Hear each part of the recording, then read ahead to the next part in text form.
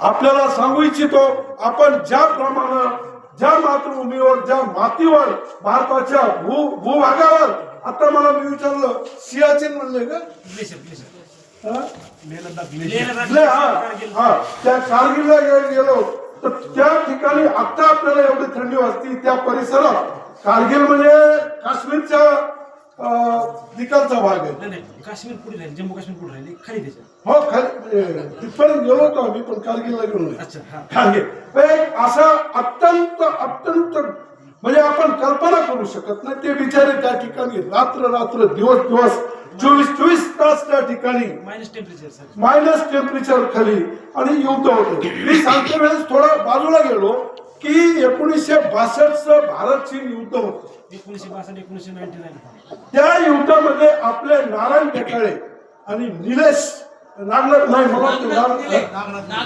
निले हे होते.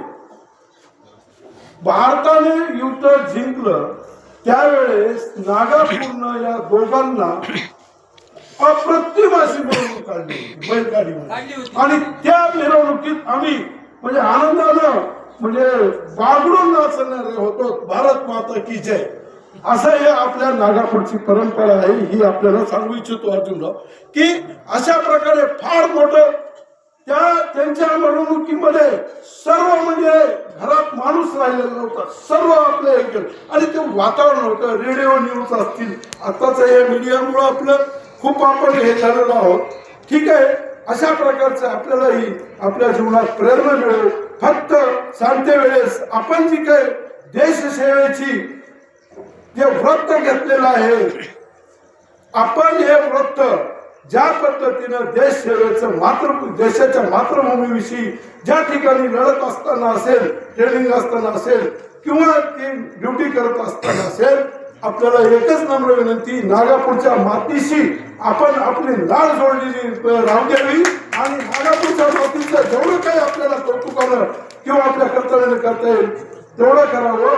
आणि पुन्हा मी सांगतो, थोडं आपल्याला वाटेल, आपल्या आई वडील पालक यांना कदापिही विसरू नका. मी तुमच्या म्हणजे असं मनात येईल असं नाही सांगत, पण अनेक प्रसंग आम्हाला येतात की वकील म्हणून येतात किंवा अशा प्रकारे येतात, त्यांनाही आई वडिलांना विसरू नका ज्यांनी आपल्याशी कष्ट केलेले आहेत.